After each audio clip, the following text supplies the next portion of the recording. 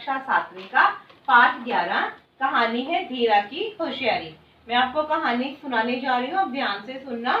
धीरा जो था वो जूते पॉलिश करता था। जब वह बहुत छोटा था तभी उसके पिता का स्वर्गवास हो गया।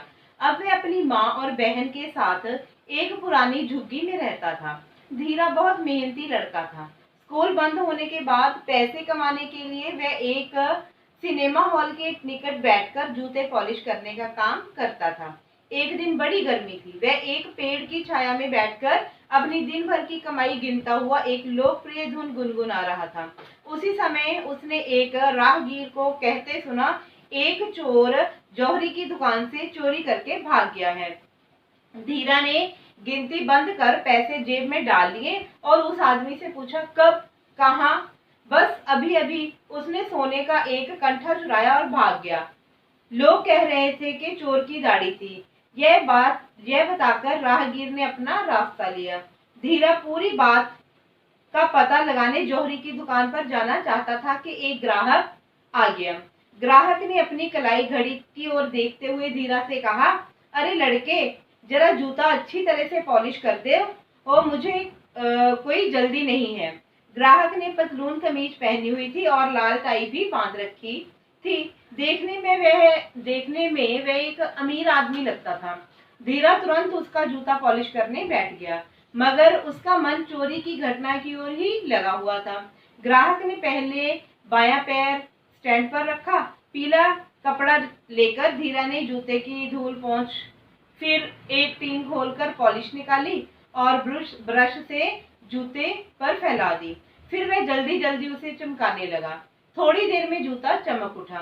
तभी धीरा ने कनखियों से देखा कि 2 सिपाही आ रहे हैं।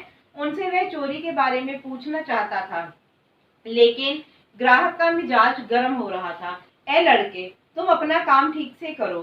तुम्हारा ध्यान कहाँ है? मेरा जूता ऐसे रगड़ो के वह चमक जाए। अभी शो खत्म होने में 5 मिनट बाकी हैं। धीरा घबरा गया। यह कोई बड़ा आदमी है, कहीं सिपाही से मेरी शिकायत ना कर दे, उसने स्वयं से कहा। वह अपना पूरा ध्यान लगाकर जूता पॉलिश करने लगा।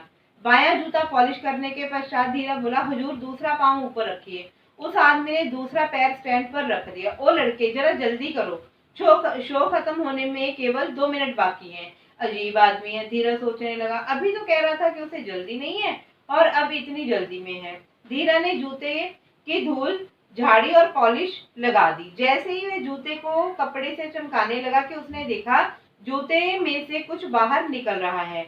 ये क्या हो सकता है? धीरा सोचने लगा। उसने सिर झुकाकर फिर अच्छी तरह से देखा। बाप रे, बस ठीक है, समय हो गया है।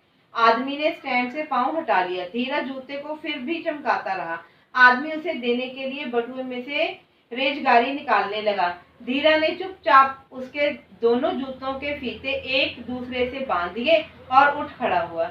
उसने उसके हाथ से पैसे भी नहीं पकड़े। वह लपक कर सिपाहियों के पास पहुंचा। पीछे से उसने आदमी को चिल्लाते सुना, ओ बदमाश, जरा ठहर। लेकिन आदमी ने जब चलना चाहा तो मुंह के बल गिर पड़ा। अभी वह उठने की कोशिश कर ही रहा था कि धीरा सिपाहियों को लेकर आ गया। उन्होंने उस आदमी को हिरासत में ले लिया। हाँ, वही चोर था। सोने का कंठा उसके जूते में से निकला और उसकी नकली दाढ़ी उसकी जेब में से। सिपाही उसे थाने ले गए। धीरा की बहुत प्रशंसा हुई। पुलिस और जौहरी दोनों ने उसे इनाम दिया। उसके स्कूल ने भी उसकी होशियारी पर उसे एक पदक प्रदान किया।